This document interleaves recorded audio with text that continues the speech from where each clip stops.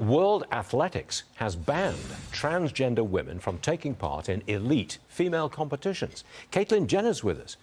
How do we measure who is in and who is out, Caitlyn? What's the cutoff point?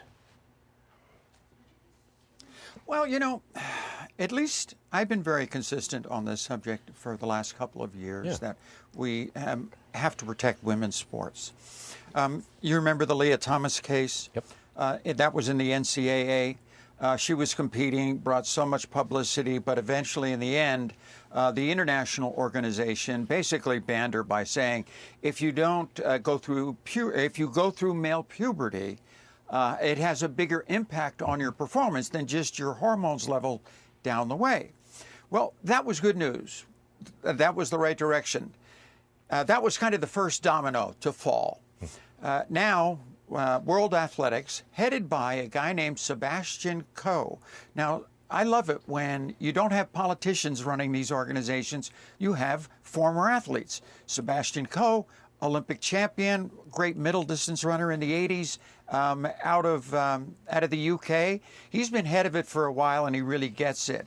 And what he said that when looking at this, what he wanted to do is he want to put it a priority on fairness for women's sports, not equity. Bingo, that's exactly what we need. This is only another domino to fall. There are so many more. The International Olympic Committee, their rules, things like that. But when the big organizations up on top start making constructive changes when it comes, because I'm for fairness, I'm for women's sports, and I want to see them prosper. Excellent. Okay. I'd like to get your opinion on lots of different subjects, because it's hard to get you on the show, but when we got you, we like to talk about a lot of different things. Try this. California Governor Newsom. Hit me with it. Governor Newsom wants federal funding to house the homeless. The program will use taxpayer dollars to provide up to 6 months of housing for low-income people. Will throwing money at the problem solve it? No. Thank you. This state has been throwing billions of dollars at the homeless issue. In California, it is a huge industry. They have put billions of dollars, and we only have more and more. I think it's up to like 171,000 between 2020 and 2022. It went up by 10,000 people, and they put billions of dollars into it. Obviously, they cannot do this. Housing, it is not a housing problem, okay? This is a mental health issue. Right. Here in California, it is the biggest scam going on. The nonprofits, which Gavin Newsom supports, gives them a lot of money. 90% of the money goes to the nonprofit. I mean, I've looked at salaries for like the top 10 people in this nonprofit. I mean, the head is like at $230,000 down to the person in 10th spot is like $120,000 in salaries. Only 10% goes to actually fixing the homeless. Oh, now, why would they want to fix the homeless? Because then they're out of a job. Right. Yeah, they're out of a job. Now, first of all, there are some really great nonprofits that we should really look and see. The Salvation Army in downtown LA, phenomenal work. There are all church organizations, down in downtown LA that serve over 1 million meals a year to the homeless. They bring them in, they give them the treatment that they need. But this is a mental health issue. It's not a housing issue.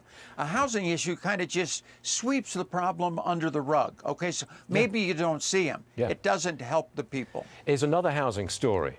On April 1st, Los Angeles introduces a mansion tax on sales over $5 million. You're laughing. You live in Los Angeles. The money they rake in is supposed to be used for the homeless. What do you think of this, a mansion tax? Remember they were going for a long time, it kind of died, but they were going for an exit tax here in California. Like if you leave the state, we're still going to tax you for the next 10 years. They try to do things like that. And obviously there's a rush right now on trying to sell homes. Above $5 million, 4%. Above $10 million, 5.5%, I'm pretty sure. And the money goes to the homeless. Here in Los Angeles, the money goes we're to the losing homeless. it. That's what they say. And you know, elections do have consequences, and we elected Karen Bass. And when I was a big Rick Caruso fan, I thought he's a good businessman, would really do something to try to change this city. If Karen Bass got in, it was going to be business as usual. And you know what? We're finding that out now. It's like, tax the people, tax the people. We need more money. Nothing changes. Nothing changes. And it doesn't work. It just doesn't work.